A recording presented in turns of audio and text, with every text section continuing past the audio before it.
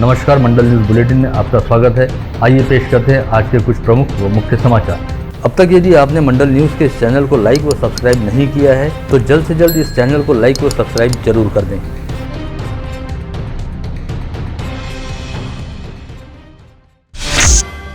उमेश कोल्हे हत्याकांड को लेकर आज स्थानीय जिला व सत्र न्यायालय में हुई सुनवाई के दौरान राष्ट्रीय जांच एजेंसी द्वारा मामले में गिरफ्तार किए गए सभी आरोपियों की कस्टडी खुद को सौंपे जाने को लेकर अपील की गई। इसमें एनआईए की ओर से एडवोकेट संदीप ने मुंबई से अमरावती आकर स्थानीय अदालत में पैरवी की। एनआईए की ओर से पेश की गई सभी दलीलों को ग्राह्य मानते हुए स्थानीय जिला व सत्र न्यायालय की विशेष अदालत ने उमेश कोल्हे हत्याकांड में पकड़े गए 7 आरोपियों की कस्टडी राष्ट्रीय जांच एजेंसी को दिए जाने पर अपनी मुहर लगाई। इसके साथ ही अब 7 आरोपियों को स्थानीय सिटी कोतवाली पुलिस व अपराध शाखा पुलिस की कस्टडी से एनआईए द्वारा अपने कब्जे में ले लिया गया है, जिन्हें आगामी 8 जुलाई को मुंबई स्थित कोर्ट में पेश किया जाएगा। एनआईए द्वारा मुंबई में इन सभी आरोपियों के खिलाफ एक स्वतंत्र एफआईआर दर्ज की गई है, जिसमें यूएपीए एक्ट की धाराओं के तहत भी अपराध दर्ज किया गया है। आज स्थानीय अदालत में 7 आरोपियों की ओर से एडवोकेट मुर्तुजा आजाद, एडवोकेट राजा अली व एडवोकेट शाहजेब खान ने पैरवी की।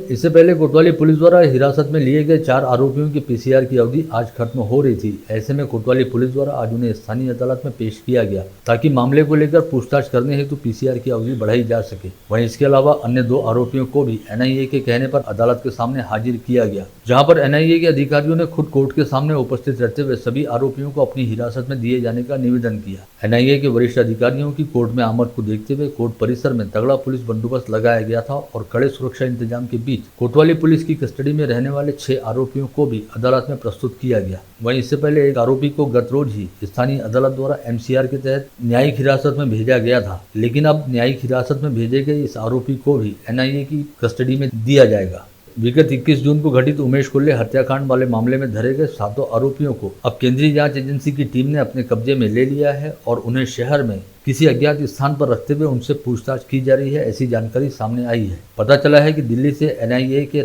एसपी रैंक के अधिकारी प्रवीण इंगोले व बजरंग बनसोड़े इस समय अमरावती में मौजूद हैं, जिनके द्वारा पूरे मामले में नजर रखते हुए आरोपियों के साथ पूछताछ की जा रही है और सभी आरोपियों को अब आगामी 8 जुलाई को मुंबई की कोर्ट में पेश किया जाएगा। शहर पुलिस आयुक्त डॉक्टर आरती सिंह द्वारा आज अपने कार्यालय में बुलाई गई पत्रकार परिषद में कहा गया कि विगत 21 जून की रात घटित उमेश कोल्हे हत्याकांड वाले मामले की जांच शहर कोतवाली पुलिस सहित स्थानीय अपराध शाखा पुलिस की संयुक्त टीम ने बेहद समझदारी के साथ शानदार ढंग से की है, जिसके तहत पहले 24 घंटे के भीतर इस मामले से जुड़े 2 आरोपियों को गिरफ्तार किया गया। वहीं अगले 1 सप्ताह के भीतर इस मामले के मुख्य मास्टरमाइंड सहित कुल 7 आरोपियों को गिरफ्तार करने में सफलता हासिल की गई, जो शहर पुलिस के लिए बड़ी उपलब्धि है, क्योंकि जिस समय यह हत्याकांड घटित हुआ था तब पुलिस के पास कोई भी सबूत या सुराग नहीं था, लेकिन इसके बावजूद इस ब्लाइंड केस को पूरी तरह से पर्दाफाश करते हुए मामले से जुड़े सारे सबूत व सुराग सबके सामने रखे गए हैं। 21 तारखेला रात्री घटना घडली बरोबर मी आणि माझी ती सगळी मागे लागेल जेव्हा आम्हाला मिळाली आम्ही घटनास्थळी गेले। घटनास्थळी आपल्यापैकी काही पत्रकार पण होते तिथे। घटनास्थळी लोकांची विचारपूस करताना आणि विशेषतः फॅमिली मेंबर्सची विचारपूस करताना आम्हाला कुठल्याही प्रकारच्या शंका आता दिसून आला नाही। हा विपुल शर्मा प्रकरण जेव्हा चालू जरी होता तरी ह्या फॅमिलीला जे मृतक आहेत त्यांना किंवा त्यांचे फॅमिली मेंबर्सला कुठल्याही प्रकारच्या थ्रेट या पोस्टबद्दल आलेला नव्हता। मृतक यांचे मोबाईल आमच्याकडे होता घटनानंतर, त्याच्यामध्ये असं कुठल्याही प्रकारचा व्हॉट्सअप कॉल किंवा व्हॉट्सअप पोस्ट किंवा एसएमएस काही नव्हता। त्यामुळे हा केस आमच्याकरता टोटली ब्लाइंड केस होता। अनलाईक उदयपूर केस जिथे लाईव्ह व्हिडिओ आहे आणि लाईव्ह कन्फेशन आहे, पण आपल्याकडे तसं नव्हता। ब्लाइंड केस असल्यामुळे आमच्याकडे जसे जसे एव्हिडन्सेस आले। मीडिया के साथ बातचीत में शहर पुलिस आयुक्त आरती सिंह ने बताया कि इस मामले को लेकर हिरासत में लिए गए 7 आरोपियों की निशानदेही पर 3 चाकू, 2 दुपहिया वाहन तथा 7 मोबाइल बरामद किए गए हैं। हालांकि आरोपियों के मोबाइल फोन की जांच करने पर पता चला कि आरोपियों ने अपने अपने मोबाइल का पूरा डेटा पहले ही डिलीट कर दिया था। ऐसे में 7 आरोपियों के मोबाइल फोन को फॉरेंसिक जांच के लिए भेजा जा रहा है। केस क्लोज, पण 2 आम्ही 4 अटक केले, 5 अटक केले, 6 अटक केले आणि सगळ्यात शेवटी जे मास्टरमाइंड त्याने अटक केले। याच्यामध्ये एक आरोपी अजून आहे जे जे बाईक चालू करून गेला होता तो अजूनही फरार आहे. पण बाकी इंट्रोगेशन रिपोर्टवर त्याच्यात जास्त काही रोल दिसत नाही. आता हा तपास आज रात्री किंवा उद्यापर्यंत NIA-कडे आम्ही हँडओव्हर करणार आहोत. इस पत्रवार्ता में सीपी आरती सिंह ने बताया कि अभी इस मामले में शाहीन अहमद फिरोज अहमद नामक पाकिजा कॉलोनी निवासी एक आरोपी को गिरफ्तार किया जाना बाकी है, जिसकी ओर से स्थानीय अदालत में अग्रिम जमानत प्राप्त करने हेतु आवेदन किया गया है. लेकिन शहर पुलिस द्वारा इस आरोपी की इस समय सरगर्मी से तलाश की जा रही है.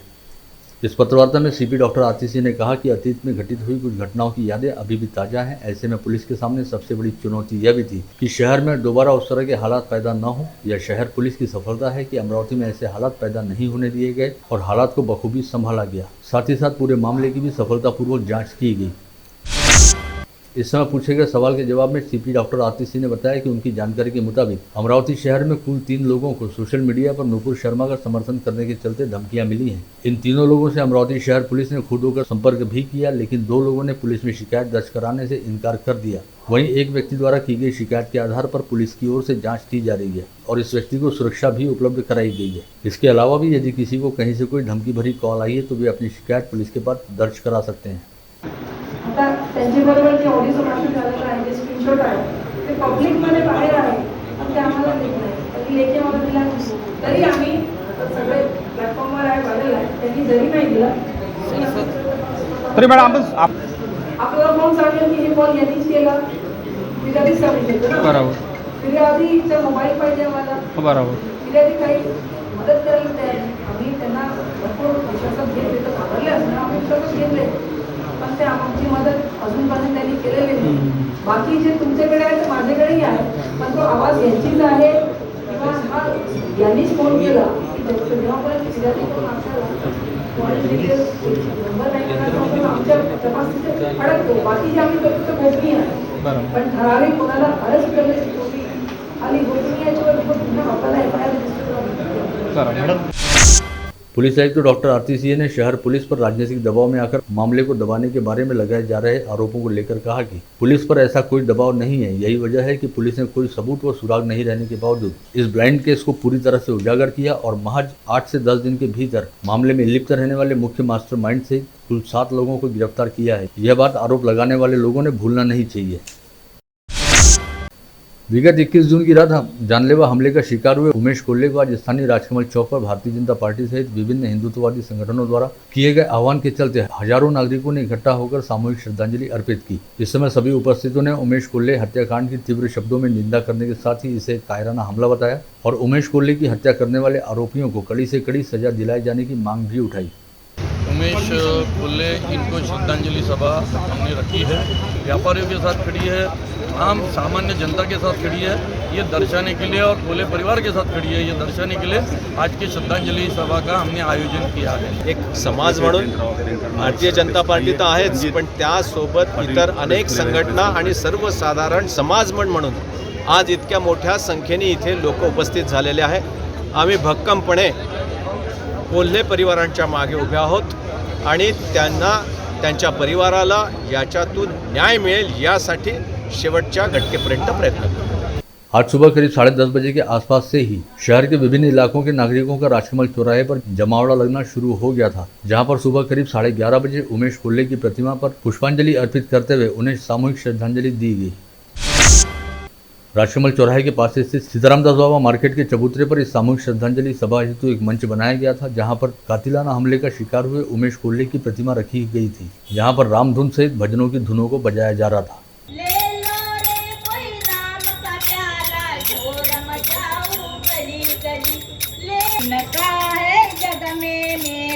अंत में होगी चला चलिए मोती लूटे ओ तो माला माल हुए.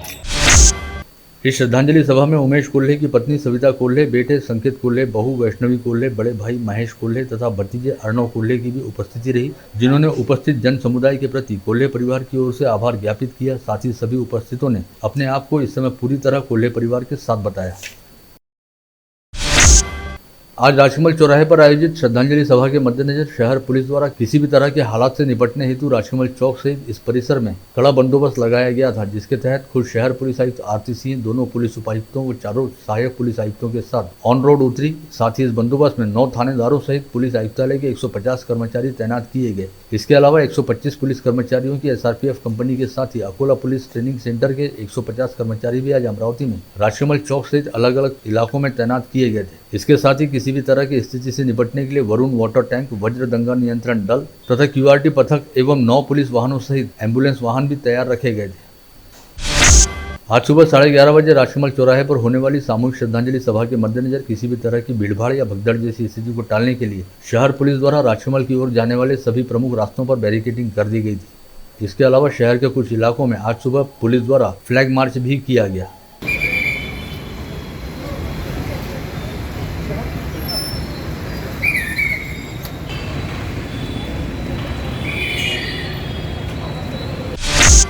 आज सुबह से ही शहर के राजकमल चौक, श्याम चौक, बापट चौक, नगर वाचनालय, राजापेट, अंबरदेवी रोड व गांधी चौक परिसर जैसे प्रमुख व्यापारिक क्षेत्रों में सभी व्यावसायिक प्रतिष्ठान बंद थे और दोपहर 11:30 बजे शुरू हुई सामूहिक श्रद्धांजलि सभा के खत्म होने के बाद इन सभी व्यापारिक क्षेत्रों में प्रतिष्ठान खुलने शुरू हुए।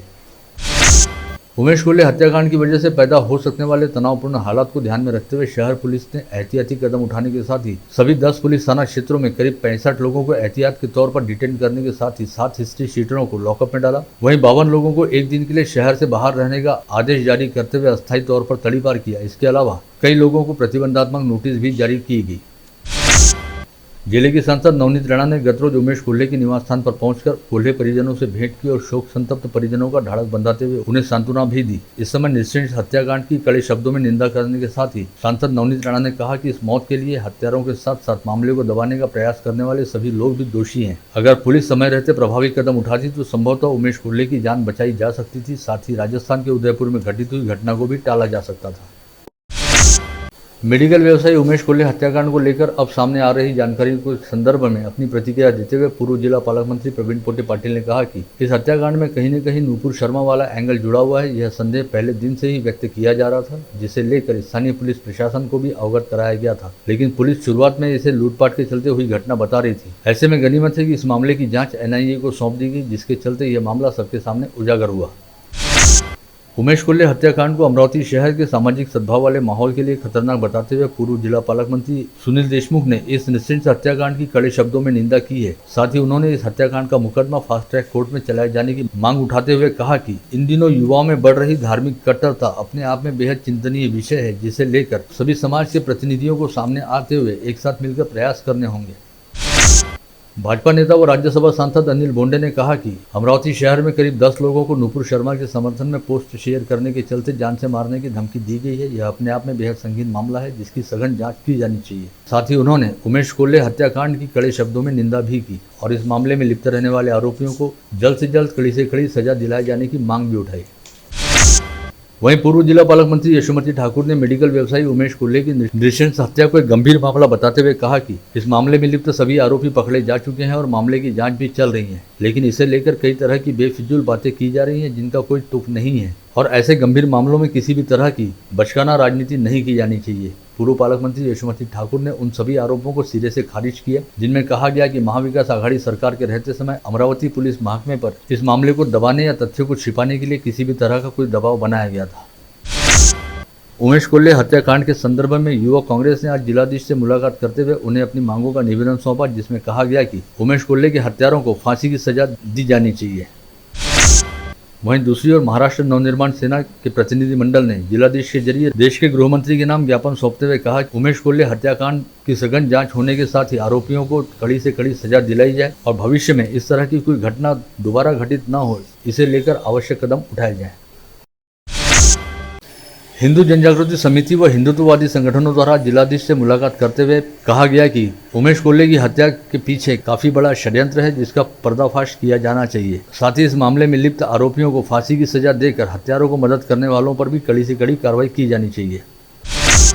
अमरावती के मेडिकल व्यवसायी उमेश कुल्ले की निर्मम हत्या के निषेध में आज भारतीय जनता पार्टी की अचलपुर तहसील इकाई द्वारा परतवाड़ा के जयस्तंभ चौक से एक विशाल निषेध मोर्चा निकाला गया। यह मोर्चा इस हत्याकांड का निषेध करते हुए उपविभागीय अधिकारी कार्यालय पहुंचा, जहां पर एसडीओ को निवेदन देकर उमेश कुल्ले की हत्या का निषेध करते हुए सभी दोषियों को फांसी की सजा दिए जाने की मांग की गई। बीते 24 घंटे के दौरान अमरावती जिले में 10 कोविड संक्रमित मरीज मिले हैं। इसके साथ ही जिले में एक्टिव पॉजिटिव मरीजों की संख्या बढ़कर 55 हो गई है, जिसमें से 2 मरीजों को कोविड अस्पताल में भर्ती किया गया है। वहीं मनपा क्षेत्र में 31 तथा ग्रामीण क्षेत्र में 24 मरीजों को होम आइसोलेशन में रखा गया है। राहत वाली बात यह भी है कि बीते 24 घंटे के दौरान जिले में 6 लोग कोविड मुक्त भी हुए हैं। साथ ही इस दौरान कुल 124 लोगों के थ्रोट स्वैब सैंपलों की जाँच की गई। गतरोज दी गुजराती एजुकेशन सोसाइटी के 12 सदस्यों का चयन करने हेतु मणिबाई हाई स्कूल में मतदान की प्रक्रिया पूर्ण की गई, जिसके बाद मतगणना करते हुए चुनाव परिणाम की घोषणा की गई। इसके साथ ही इस चुनाव में निर्वाचित होने वाले सदस्यों का सभी समाज बंधुओं द्वारा अभिनंदन किया गया। दी गुजराती एजुकेशन सोसाइटी के अध्यक्ष पद पर सुरेश भाई राजा व उपाध्यक्ष पद पर सीए नीलेश लाठिया का इससे पहले ही निर्विरोध निर्वाचन हो चुका था। वहीं 12 कार्यकारिणी सदस्यों के चुनाव हेतु मैदान में 16 प्रत्याशी रहने के चलते गतरोज मणिबाई हाई स्कूल में सुबह 8 से दोपहर 12 बजे तक मतदान करवाया गया।